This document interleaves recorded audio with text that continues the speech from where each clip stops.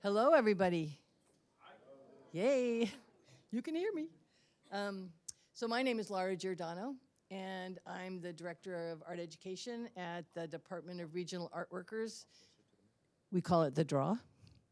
And I'm so happy to see so many of you here. I'm particularly happy that we were able to get the Restorative Justice Center as a space to have our speaker tonight. The whole idea behind what we're doing, especially with this particular event, is we're trying to infiltrate these structures with the arts. So I just want to thank the Restorative Justice Center, and I want to thank you all for coming here. The draw has been around for, different iterations for about 6 years now. Last year was our first stab at trying to do an Eco Arts Week. Maxine, who just ran away back there, was really the inspiration. We do many different things at the draw. We teach kids, 3rd grade, through adults that are never too old. We teach painting, drawing, printmaking, artists give us proposals. We try to make it relevant for the community and for the artists that are teaching. And so Maxine had offered to do a print cycling class, basically using recycled materials as a substrate for printing. I do a lot of things well. One thing I'm really bad at is marketing. I don't know if I called it print cycling, people just didn't know what it was, or how I didn't explain it properly, but we didn't really get enough people to offer the class, and it made me sad. So we talked, and I thought, well, we need to do some education around this, eco-arts, in terms of how artists are really looking at their materials differently and using the materials differently and thinking of the materials also as part of their content. And so Maxine last year organized our first Eco Arts Week, and we were really happy with it. This year we were lucky enough to receive a National Endowment for the Arts grant to make it a bigger deal. And thank you, Maxine. And so that's why you find us here, right? We were able to bring in a great speaker who also talks about not just the eco-arts and his relationship to the environment, but also the idea of infiltration. And so that's just something that I just want you to keep in the back of your heads. I also want to talk about what we're doing for the rest of the week, because we have programming all week long. So today we had an ink workshop. Ink and drawing materials. Roberta's right back there. And it was lovely. And tomorrow, she's bringing bagels. And we would hope that if you're not signed up for it, you should come anyway. She's got all these beautiful inks and different drawing materials that she'll have out, and it'll be like a bagel drawing party. So we hope you come just to check it out, just to see what's happening at the draw. In the afternoon, we're going to have a workshop. Bee pollinators going to come and talk about pollination and I think make some habitats. Yeah, make a bee habitat. So that's really fun. Then we have, I'm not going to go through the list, right, because there's too many things to talk about, but we have things happening every single day of the week, and multiples on many days. All very interesting, all, motivated by artists' ideas of their relationship to nature or their relationship to materials and their relationship to the world and how that affects the world around us. So with that being said, I am not going to say anything else except for that I would like to introduce sTo Len, if you'll please. Yeah, I'm going to hand the mic to you. sTo Len is graciously here from New York, where he is currently artist in residence at the New York Department of Sanitation. And he's going to talk about that and other experiences he's had working in the public sphere and his art in general. So thank you, sTo. Thank you. Thanks, Laura. Thanks for coming out, braving the water, the rain, but it's perfect. I'll be talking about lots of water in this talk. And yeah, I just want to shout out Draw. They're amazing. This week is going to be really cool.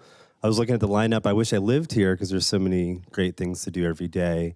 and got to do the Caveman Comics ink making workshop. We stopped by this morning, super cool.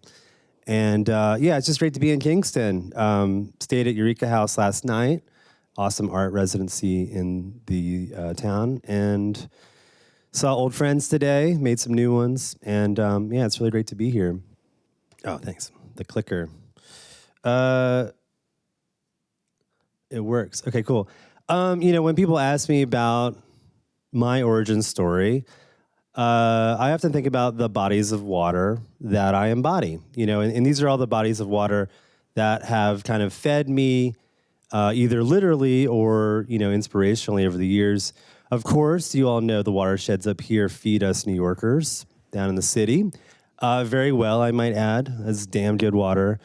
And, you know, in New York City, the East River was my first love. Hudson River has always been there. Newtown Creek has really been my muse in the city. And the Potomac River in Virginia was the first river that I remember, the first river that I interacted with, got on, drank, and was a part of. And then the Saigon River, which is, I'm half Vietnamese, and that's where my family is from. That's the river that they knew, and that's the river that I got to know over, well, later on in my life. But the Potomac River, you all know probably, right? Parts of it snake through Washington, D.C. You know, I remember growing up, and it was always deemed unswimmable, you know, and that was always the thing. It's right there. I just want to jump in. You know, it's an August day. Like, all I want to do is go swimming, and there's signs everywhere saying, no, it's too polluted. Of course, that wasn't always the case, right? And I remember learning, like, oh yeah, you know, I don't know, in the 40s you could swim in this water, but what happened since then? And you know, you can see this senator admiring the smell. Well, you know, people happened, right? And people started moving into all of our cities, and the sewer systems weren't able to keep up with that. And so on a day like today, you know, you've got too much rainwater mixing with your sewage, and that gets outflowed into your river. So that's, you know, the case of the Potomac River. It's the case in New York City's waterways, and it's still an issue in the Potomac.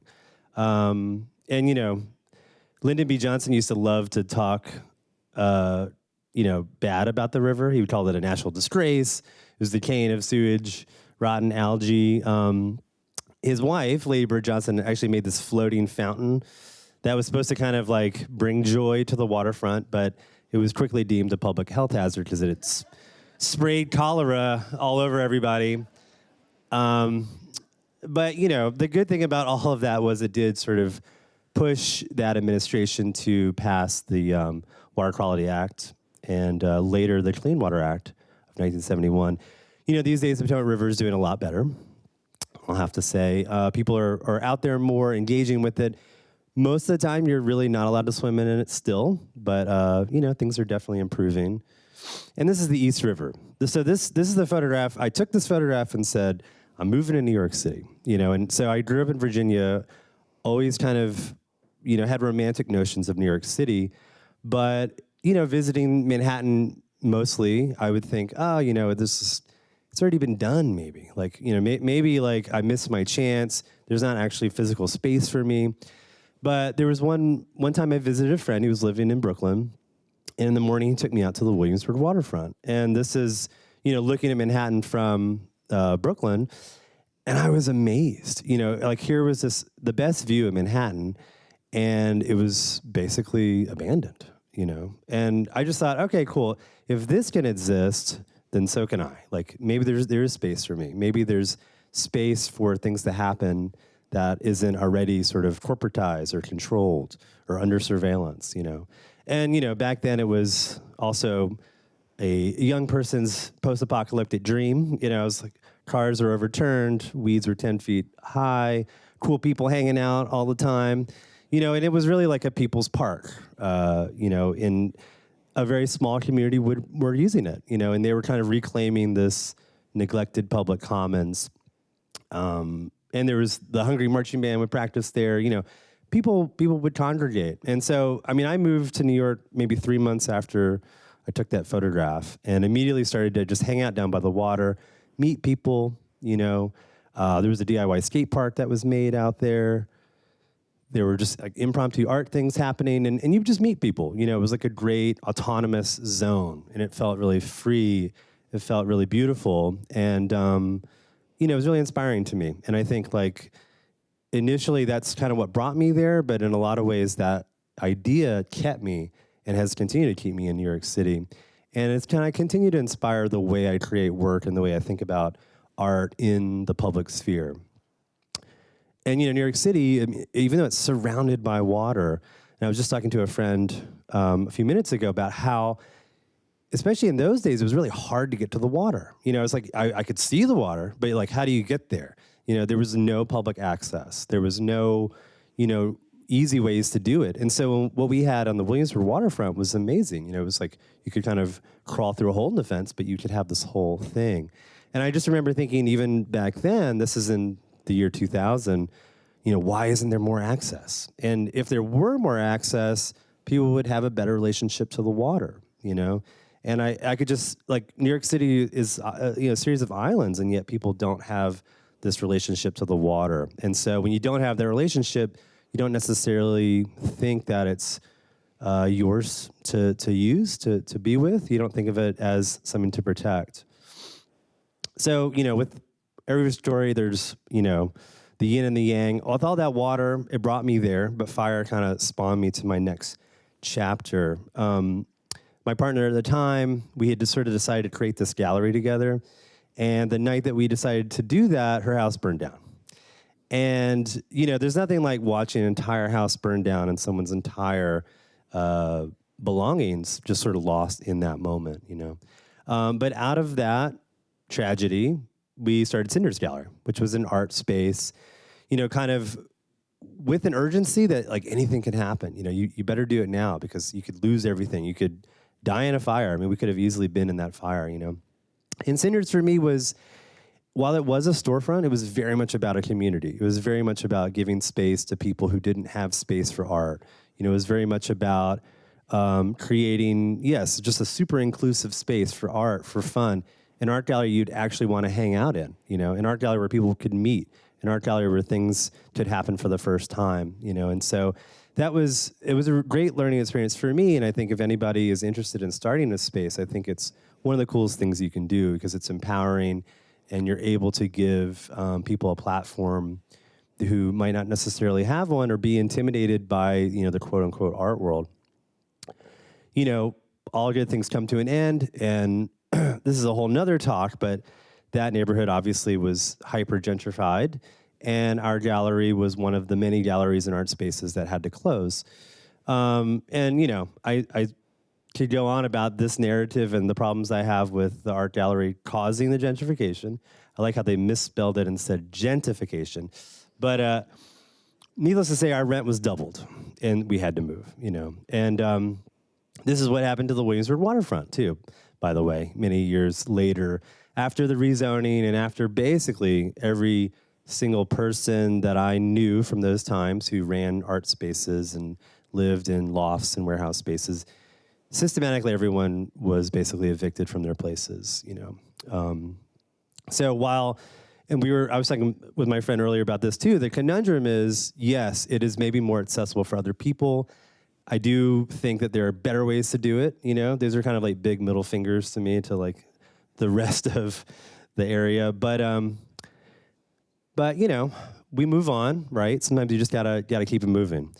So this is an aerial view of New York, right? You've got the little sliver on the left is Manhattan, and you've got the East River, and Brooklyn is the bottom right part, and then the top right is Queens. And, you know, I basically kind of just like continued my exploring when we were not allowed to use the Williamsburg waterfront anymore. And I went down the river, you know, and I eventually found myself at the, there's like this tributary that divides Brooklyn from Queens, and that's called the Newtown Creek. So I kind of continued to look and continued to explore, and this was over many, many years, but eventually, you know, I found new spots to hang out and new spots to connect with in New York City, and this would be, in the future, a big part of my work, but at the time, it was more just sort of like finding great places to be in the city that weren't totally overrun, So I was also super depressed in this moment. Like, we lost the gallery, I lost my apartment, all my friends had to leave, and luckily for me, I had this show in Japan. And so I was like, okay, I'm out of New York. I'm gonna go to Japan and do this show.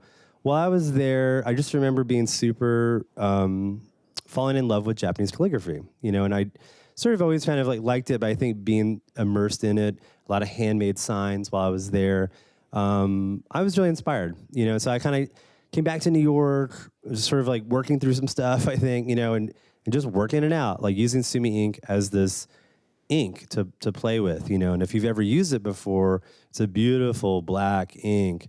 It's like you dip your brush and it's almost like you can paint forever, it's like this endless line. It's really smooth and really sweet. And the urgency that, typically you do calligraphy, I really liked. It's like, you don't think, you just go, you do it, and you do it over and over and over. And I was trying to find my line, I think, in these works, find it, just sort of like allow the line to take you somewhere, And, it's really funny. I was working on this stuff for a couple years, and I spilled some Sumi ink on water by accident. And I was like, oh my God, it floats. It actually totally floats. And you can paint on the surface of the water with Sumi ink. I had no idea this was a thing. And then you put paper in it, and you can actually make a print from the surface of the water. I was like, oh my God, I'm a genius. Does anyone in the world know this? I seriously thought I invented it. But, a little bit of research. No, they were doing it in the 12th century in Japan.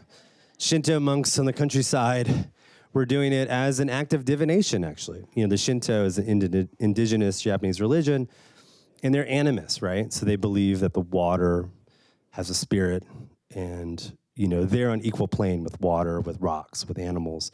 And so when you, do a suminagashi print, that's what it's called, suminagashi, you're actually connecting your spirit with the water's spirit, And this is an example of an old suminagashi. In the background, you can kind of see it's marbled, right? And so this was what it was. It was almost like a meditative practice, and it was a way of connecting with water, actually collaborating with water, And, sometimes I teach classes, you can see that girl's face. That's basically what I looked like, and it's still what I look like when I do it. It is like a magical thing. Totally recommend it, suminagashi. But, for me, I'm not in Shinto, or I'm not even really religious, but I connected with that idea, of we're equal here. The water is actually part of the work, and we're collaborating. And so I went to town, in my own way, right? I got inflatable swimming pools in the studio, and started to go crazy. I was using all kinds of color, but I really got into this idea of working with water, collaborating with water, making prints like these, making big prints and big books. And I get really obsessed, and I love to work in series, so I just kind of beat the thing to death, but I just work, figure out new things. I was getting more experimental. And then I saw this photograph, and every once in a while you see an image and it just sort of stops you in your tracks. This is an aerial photograph of what's called the Deepwater Horizon, or the BP oil spill. So that's a oil spill. You can see the boat on top of the oil spill, right? And I was struck by this image for a couple of reasons. One, it's aesthetically beautiful, and two, it's undoubtedly horrible, and I just kind of love that weird space. It made me feel so weird. I was like, wow, it's so beautiful. Wow, this is so horrible. And, I'm trying to do the same exact thing in my inflatable swimming pool. Because I've been hanging out down by the water so much in New York City, I knew that this Newtown Creek especially gets these kinds of, sewage and all kinds of debris sort of floating to the surface, especially after heavy rainfalls. So, I did what anyone would do, is I got a rowboat and started running around New York City with paper and started to actually try to print from the surface of the water, and it worked, and then I kind of really got into this idea of collaborating with the bodies of water around me. I had been using water from the faucet in my inflatable swimming pool, but I had been neglecting the actual water bodies all around me, and so this was a eureka moment for me. It was like, oh, I don't need to be in the studio. I don't need to be in this overpriced white cube. I could be on a boat, So this is a reimagining of the Hydrocommons, right? And I call this talk the dissolving into the Hydrocommons. Hydrocommons, it's a word that was coined by the self-proclaimed hydrofeminist cultural theorist Estrida Neymanes. And you love writers when they come up with a word that you've been thinking about, but you don't have a word for. She came up with Hydrocommons. And what I interpret it to mean is that the Hydrocommons is the waterways that we should be thinking of as a public commons, But it's also implicating us as part of the hydrological cycle. So it's like we're water bodies, we're watery, we take in water, we leak water out. We should be considering ourselves like almost like family with the water bodies around us, And so that's why I started thinking, Newtown Creek, it was like my uncle that had been abused for hundreds of years. I should go out there and give him visibility. I should go out there and touch him and see if he's doing okay. I should go out there and map him. So these prints for me were collaborations with the creek. It was about mapping places that don't get visibility. It was about, showing what we do to the water, right? These combined sewage overflow issues that happen so many of our cities. And so, these were prints. They're monoprints, right? But they're also all these other things, to me in my work. Plus, it's super fun to go rowing around New York City. You get to go to all these places that no one ever really gets to go to. You get to see New York City from a totally different perspective, And that's the same for really anywhere. But, after a while, I kind of realized, too, that a lot of people didn't know about these places that I was going to and printing. So the works themselves were leading people to sort of like want to know where those places were. So that kind of spawned me to build the Newtown Creek Center for Visual Research, which is basically just an illegal shack that I built along the waterfront. Because I had been hanging out down by the waterfront, for many years, I knew I could get away with it. I put an official sign, though, and I feel like the sign worked. It worked for like a couple years. But this was like my clubhouse. It was my art studio. It was a place to bring people. We'd have little gatherings, barbecues, hangouts. We even played music down there, water rituals, just like ways to get people down there. And people wanted to visit. So I said, okay, come, we're going to have a show. We're going to play music, And what was so cool was seeing people interact with these spaces that I had basically been in alone. And I realized that there's something here to share, and it's like, this is a photograph of the Newtown Creek. It's a Superfund site. I mean, this is like a site that's one of the most polluted bodies of water in America, and yet it's still beautiful, The sun still sets, there's fish, there's blue crab. People had a great time. They always do when they go down there, and they go, wow, I didn't realize I live right next to this. I didn't realize that you could just go here and hang out, So I realized that was part of the work, I did something more recently called Freak the Creek, which I want to tour around. So I would love to freak y'all's creek at some point. But Freak the Creek is basically like get people to go to a place they've never been along the water. So we did this on the Flushing Creek in Queens, where I live. And the Flushing Creek's amazing. It's really hidden and hard to get to. But we had a tour that led people there. There were kayaks there. People could go boating around. We made ales out of like mugwort and goldenrod. We had performances all day and all night, free food, and it was great, and plus we had people there talking about the condo developments that were going to be happening, or were in the process of sort of, trying to finalize that stuff. And so it was great to just, again, put this place on the map, get people to learn about it, get people to have fun there and see that they could go there and sort of teach them how to get there. And so that brings me to the Saigon River. Now this, in my mind, it was always this sort of mythic place to go, right? My family's from Vietnam. Everyone left after the war, during the war. And so I always wanted to go to the Saigon River. I heard about it. The waterways in New York City are super, super important and interwoven into life there. Saigon River has about 8,000 canals that connect to it throughout the city of Saigon. And I mean, this is how important water is. The word for water in Vietnamese is nuoc, and that's also the same word for country. right? So like this saying, water is life, nuk la susam, is actually, usually it's a patriotic saying, like country is life. But I love that it also means water is life. And anyways, I finally got to go. I went in 2015 for the first time. And, one of the first things I wanted to do was go on the water, right? So I went on Saigon. Sam, it means river. And I couldn't wait. I kind of waited my whole life to get on the river. And this is what I discovered, right?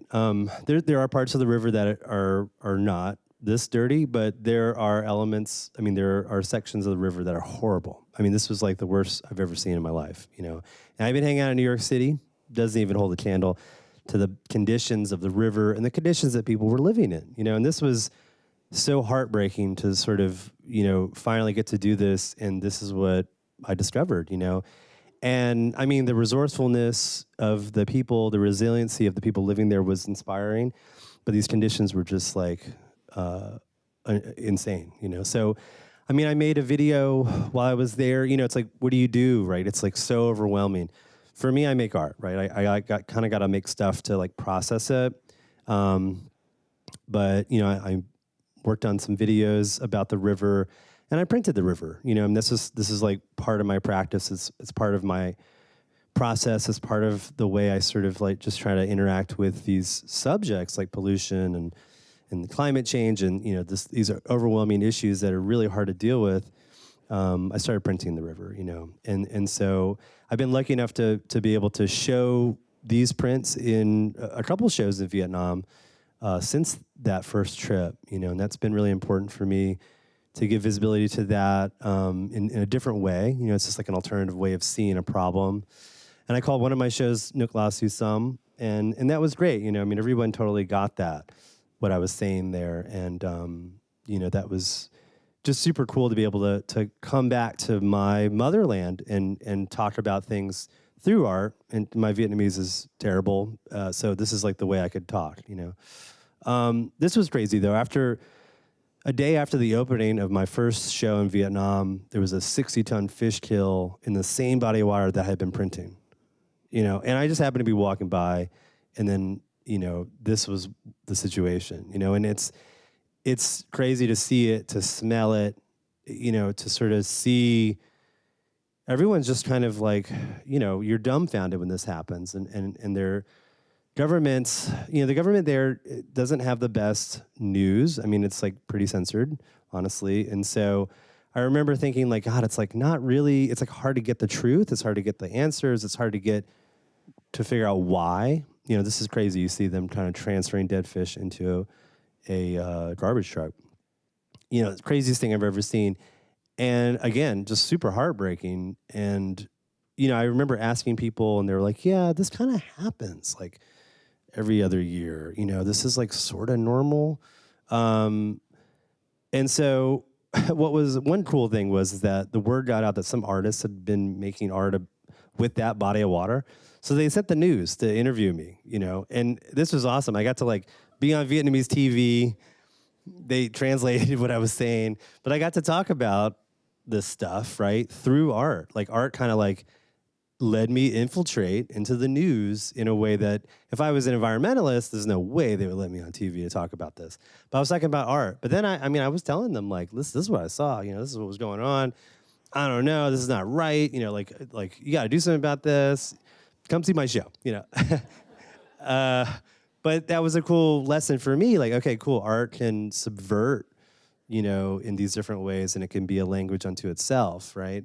And then, I came back to America and kind of like, you're like processing all this kind of stuff. And I was thinking about those fish, I was like, poor fish, those poor bodies of water. And, I kind of like tried to do some printmaking about that. There's an ancient Japanese process called gyotaku where you ink a body of an actual fish body and you print from the fish's body. And it's like this really beautiful honoring of a fish. You're kind of like rubbing the fish and, you're kind of like getting all its scales and its face. And it's like a really sweet homage to the fish. And, people who fish would do this to sort of like document their catches, but they would also, make art with it and kind of a beautiful honoring.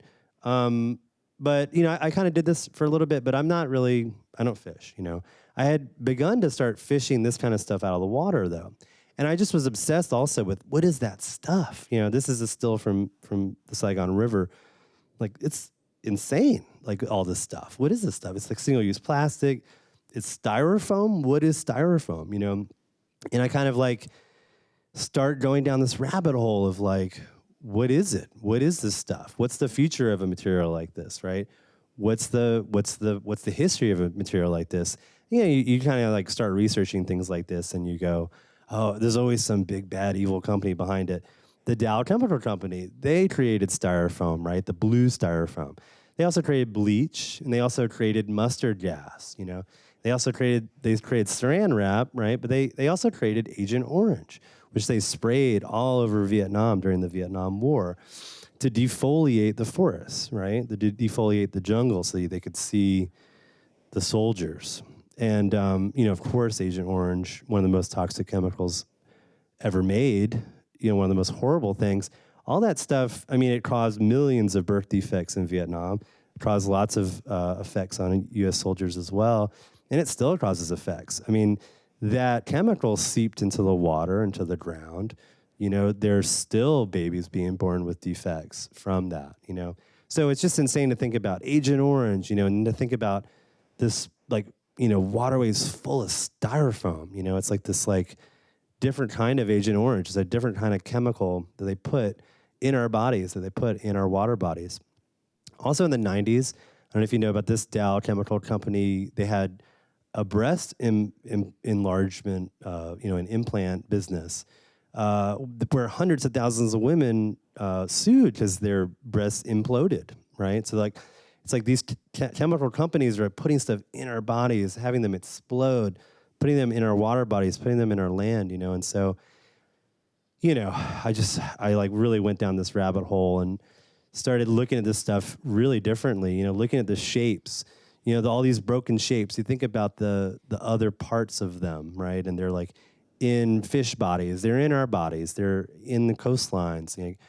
And then styrofoam, of course, is this material that's meant to protect something, right? It protects your stereo system when it gets shipped to you from Amazon, but then it breaks up and then it can live for 500 years and you can eat it, you know, and just crazy history, right? So again, you know, I don't know. What do you do? I started printing it. I started calling this gomitaku, which is my own invented word, but it sort of translates to trash impression in Japanese.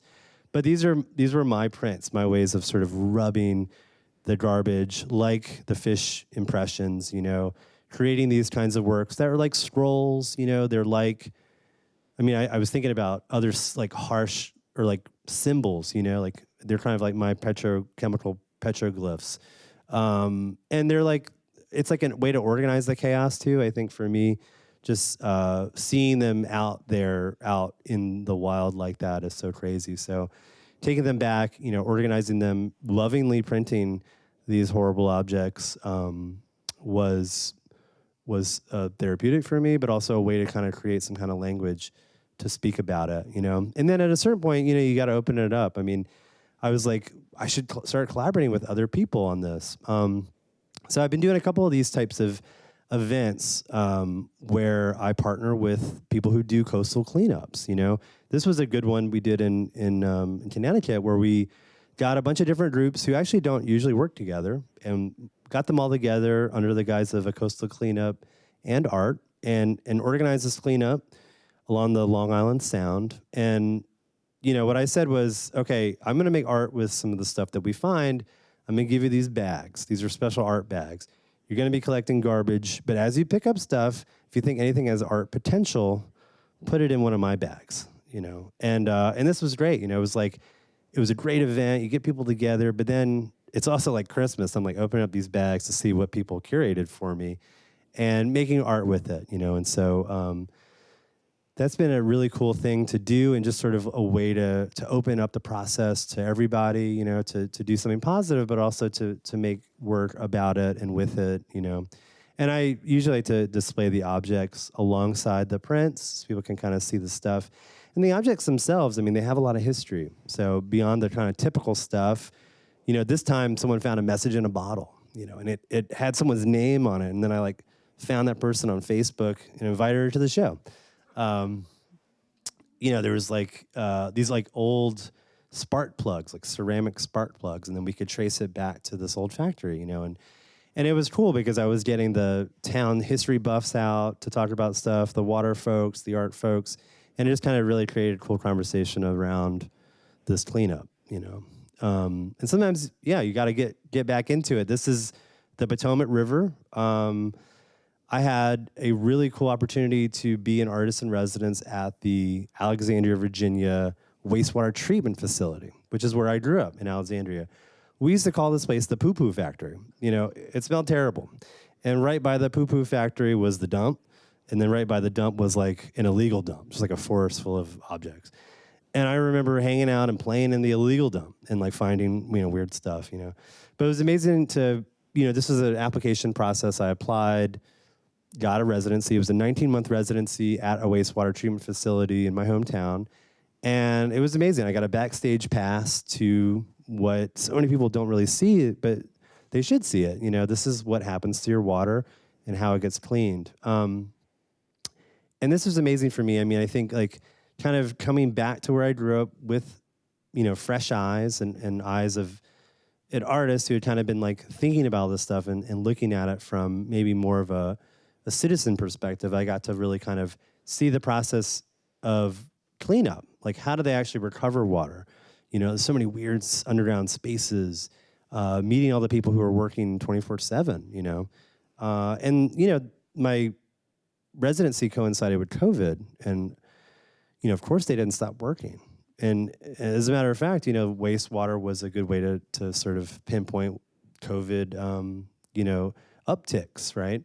So, I got to see like the importance of it, the essentialness of this work, I got to hang out in the chemistry lab and like look under the microscope, look at the truly invisible, I think this is E. coli, and make art about it. This is like a photograph I took of an emptied settling tank. The settling tank is where the water gets used. You flush the toilet, you take a shower, that water goes down a pipe and goes to your wastewater treatment facility. Then it settles. It sits in these tanks for a while. Things kind of come up to the surface and they move the water. Well, they emptied one, and I don't know how often they empty them, but they emptied one, and I was like, oh my God, this is so beautiful. And they didn't know what I was talking about. And I said, can I go down there? I want to photograph it, and they thought I was crazy. But then when I showed them the photos, they're like, oh yeah, I see what you mean. I look at that every day, and I was like, no, but really, the sort of, not only is it beautiful though, it's like all that wastewater was sitting in there for who knows, years maybe. I don't know, but the mark making that the used water made on these tanks, I thought was really beautiful. And then the surface of the water, again, I went crazy photographing it and printing it. Made prints of it. That was cool. I made prints of it, and then the city bought the prints, and so I credit it to me and all the citizens of Alexandria. Their fecal matter helped in the making of these prints. It's so nice that the city could buy them and keep them forever. These were sewage outfall locations. COVID got in the way of this, but I wanted to do concerts at all the outfalls and do a sewage outfall tour, which would have been fun.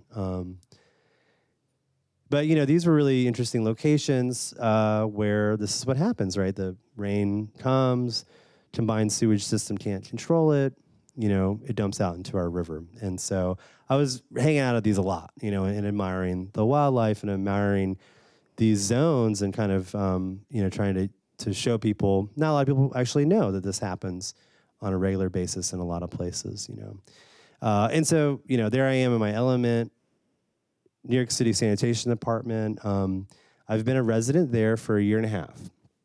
And, I've been calling it Department of Sanity because it's a crazy operation. It's like kind of like calling a big guy tiny. But also the people who work there are super sane. Like people are like actually really humble, really sane. And I like them a lot. This program, so I've kind of become an advocate of this idea because I've done it twice now, and I really see the benefits of this idea. This, in New York City, is called the Public Artist in Residence Program. And it's put on by the Department of Cultural Affairs in New York City. And they started in 2015. And 3 or 4 artists a year, they embed in different city agencies. You know, so someone's been in the Office of Immigration. Someone right now is in the Department of Homeless Services. Someone's been in the Office for the Prevention of Hate Crimes. Super cool, interesting, challenging places for artists to be, you know. For me, I'm the first person to do the sanitation department, but it was inspired by the artist Meryl Latterman-Euclides. And if you don't know her work, she's amazing. She's an inspiration to a lot of artists right now working in the realm of social practice. And so Meryl, in the 70s, was a new mom. She was already a exhibiting artist, felt blacklisted kind of from the art world when she became a mom, and said, okay, fine, I'm gonna make art about being a mom. So she started making work with like dirty diapers. You know, she was like really giving visibility to the labor of motherhood in a way that was super feminist. But she saw the city kind of treating the sanitation department poorly. They had really bad morale inside the department. The city, you know, like public kind of hated sanitation. And she sort of saw them as almost like the mothers of New York City. You know, these are the people who don't get any respect. They don't get told they're doing a good job. They just get told they're doing a bad job, you know, when something happens. So it's really interesting. At that point, it was an all-male workforce, and she embedded herself as a woman, as a feminist in 1977 into the sanitation department and became the first ever artist in residence. And, you know, we had to become friends. I was like, Meryl, you're the only other person who's done this. She's done it for 40 years, and so we had to hang out and talk trash. This is where I go to at least once a week. This is downtown in Manhattan, 125 Worth Street, and I love it's the Departments of Health, Hospitals, and Sanitation, right? And what a lot of people forget is that sanitation, especially when it was started, was to prevent the spread of disease. You know, trash was piled high, and there were epidemics. You know, I mean, people were getting sick, people were dying from the trash, and so sanitation was almost kind of like an army to like infiltrate and fight trash, right? To fight grime and to keep New York City safe and healthy. So I go down to this office, and my favorite place to hang out is the records management department. And you know, I kind of like read a bunch about sanitation before I started, but I didn't know the extensive history of the department. You know. And in the records management office, they have these boxes full of stuff. And I started going through them, and there's like old photos. There was an old sanitation magazine called Sweep, you know, old records, all kinds of cool stuff to check out. Oh, good call.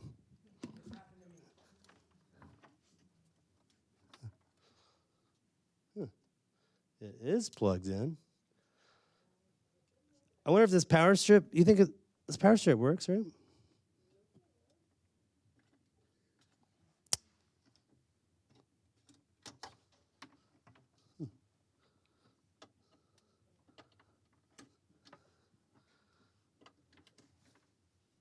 There we go. I think I got it, right? Yeah.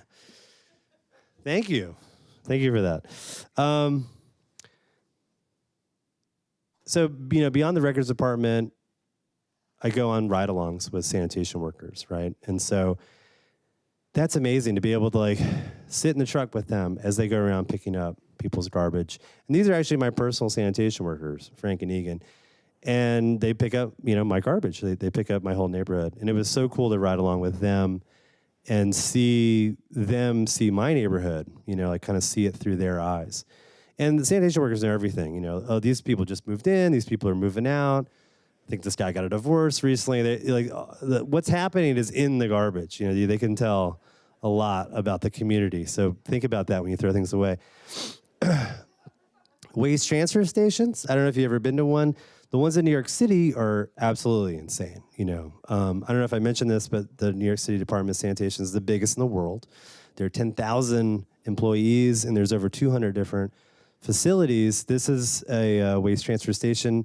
I'm standing on what's called the tipping floor, and I asked if I could stand in front of a sanitation truck as it dumped its entire contents. You know, one truck in New York City can hold 12 tons of garbage, right? And there's 12,000 tons that get picked up every single day.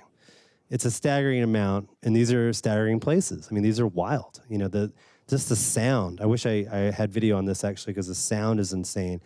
The lights, the smoke. You know, it's very dramatic, but super fascinating. So, as part of my research, I was going to these places, but I was also documenting them because they're places that people need to see. You know, I think everybody should visit their transfer station to see what really happens after you give it to your sanitation department. You know, this is a recycling center, also fascinating. The magnets, the conveyor belts, how things get separated. And this is where I kind of wound up. You know, at a certain point, I was traveling through the waste stream. I was traveling through the department. And I said, you know what, I'm an artist, and I would love to have a studio somewhere. And they said, well, you'd probably love the central repair shop. And they weren't wrong. I mean, this building is as long as the Empire State Building is tall, and it's where everything broken goes to get repaired. So this is, you know, there's mechanics fixing trucks, there's metal workers, you know, there's an upholsterer. There's one upholsterer for the entire sanitation department. So he's super busy. You know, he's like, all the truck seats are getting constantly destroyed. But it was super fascinating to learn all that stuff and to sort of be in this space of repair and care, you know. And in this space, there's actually a paint and sign shop. And they were like, you're going to love it down there, you know. And so I go, and yeah, it's where they paint entire trucks. They paint equipment.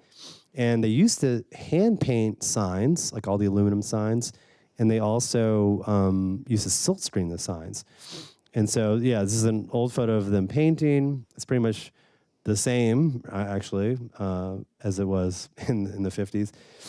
And this is a photograph of them screen printing the signs, which they don't do anymore. So I said, wow, there's like this whole screen printing shop that was basically just disheveled. And I said, could I use this space? You know, and they're like, yeah. You know what? We'll throw everything out.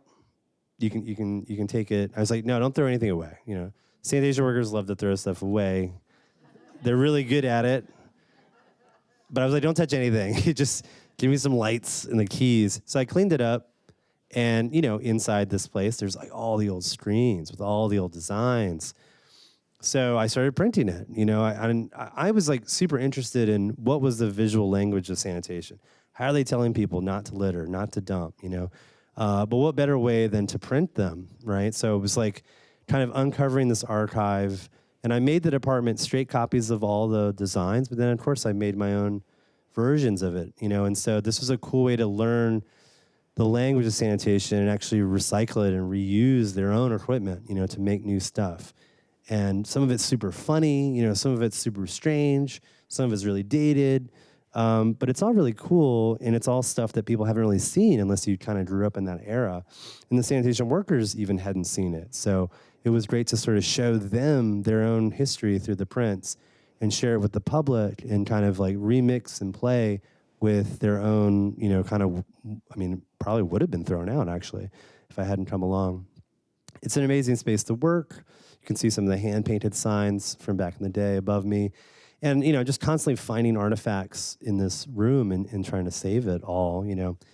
And one day someone told me that, have you been to the TV studio? You would love that. And I said, the what? You know, there's a TV studio. Sure enough, there was an old TV studio within the sanitation department. And I went in there and I freaked out, you know, because there was like all the old equipment. I started opening up drawers. It was all the old films and videos, you know. We're talking like hundreds of films and videos on every single format, you know, like 16 millimeter, 35 millimeter films, beta tapes, VHS tapes, you know, floppy disks, all this crazy stuff, but they actually had the equipment to play it all, you know. And I was asking these guys, like, have you seen this stuff? Like, what's on this stuff? And they were like, yeah, I don't know. I don't know. It's this old stuff. You probably can't play it. I was like, can I get the keys to this place? I want to play around. And sure enough, I got all these machines working. Started playing stuff. You know, there's footage from 1903 in this room. This is footage of an old incinerator in 1903. You know, beautiful, gorgeous film, 35 millimeter, you know, 16 millimeter film of fresh kills, right? 1980, the world's largest landfill in Staten Island. Just stuff that no one had seen since that time, you know. And there were like stage stuff. There was like kind of a lot of raw footage, training videos, you know. This is like a video. This video is hilarious. It's like how to put on a snowplow. But there's like credits and there's like music and there's actors, you know, and they really like go to town on this production. The production value is like pretty high for what it is, you know. Yeah, there's like sets and stuff. This is actually shot in the TV studio, and I was like, oh, it's the same wood paneling. So I started to set up the set like it used to be, in these films. And I kept seeing this name, Mike Barbarato, on all the stuff. And, I kept asking, my one contact was this guy, Henry, who he sort of like had the keys to this room and knew the stuff. I was like, who is this guy, Mike? And he's like, oh, Mike's like the Fellini of DSNY, We got to get him in there, So we got Mike back. Mike's in his 80s. We got him back into the studio. Things were disheveled, but I kind of set them up as best as I could. There he is, back in the day. There he is with his buddy Henry. And it's been amazing to get him in. There's some footage of him shooting, It's like these amazing scenes. He had this super cool shooting vehicle. It was like a mobile unit, audiovisual truck. And then I started putting him to work, too. I was like, this machine broke, So they're fixing stuff and going through stuff, Then I started interviewing them, too. I mean, he's a wealth of knowledge because he shot all this stuff. So I actually set up his old camera in his old set. I had him help me set it all up, and then I've been shooting him with his own equipment and interviewing him. And what I've been doing is showing him the old footage and having him kind of talk about it and talk me through it and tell stories, So it's like this amazing lost. I mean, it's not lost, but it's just untold, these stories, this oral history, And so within the department, that's Maggie Lee. She's like my liaison in the records management department. But there's these flat screen TVs everywhere, like 200 different buildings, and there's all these TVs. And I was like, who controls the TVs, And they invited me to meet her, and then I asked her, if I give you stuff, will you put them on the TVs? So she started putting them on the TVs, and at first I put myself in them. I'm like, hi, I'm your artist. Check out what I found, And so I've been making these videos, and they've been playing them on the TV of all the fun, crazy stuff that I'm finding, and I'm digitizing it, right? So I was like, listen, we got to preserve this stuff. It's gold. It's amazing. This is like a waste management history, but it's also the history of New York City. So this part of my project I've been calling San TV, and it's I've been playing it for the sanitation workers. I've been editing stuff and putting it on, social media, but I'm also working on kind of an archival footage documentary, And this is the first little installation that I did for the public. It was at the Museum of Moving Image. And that was cool. It showed some of the videos. I was able to show some of the prints. And this was fun. We set up a green screen activity so people could kind of be in the landfill and report from the landfill. And then, it was amazing. I think 200 different people did it. And that's super interesting to see people interact with an idea of a landfill. What do you say? How do you talk about this? Where do you think it is? And, people are really serious. Some people interviewed other people. People made music videos, It was a really cool study in how people think about their waste and where it goes. And we made a video game. Sometimes you got to make stuff for the kids. We made this video game called Fill the Basket. And you're Phil, and people are throwing garbage out the window. You got to catch it before the rats come. You got to dump the garbage in the garbage truck. But Phil, it's cool. That museum, they have a great education department, and they asked me, we have a team that could make a video game. Do you have any ideas? And I said, I have a great idea. Phil the Basket was a character used in the 60s. You could see Phil on top of this giant trash can, and he was on the side of the trucks. And also, he was on television. And I found the original print on 16 millimeter that I played. I digitized it, and it's this hilarious video of him running around the city catching garbage. So that was the idea of the video game. And, the video game's really fun, but we also had the theme music is on the game, and the teen group who were learning coding, all helped to make the game. So it was a really cool collaborative effort between the education department and myself. And lastly, I have this thing called the Privy Pit, which I kind of wanted to really connect with the public at large as well, and give them a chance to do stuff. This is basically, I think I came up with 50 different prompts talking to sanitation employees about ways that the public could do stuff with their garbage that could be fun and just get people thinking about stuff, And so they're fun, they're silly, they're serious, they're poetic. One is like, take a photo of the sky every time you put out your trash. But people will write stuff, and that part is great. And, it kind of becomes this ongoing submission process of, people just sort of taking that extra time to think about their garbage. One is make a collage out of your junk mail. So it just gets people to stop and think about this, right? In a fun way that's open to everybody. Everybody can do it. Doesn't matter how old you are, or if, this is the thing about garbage too. Everyone has it, right?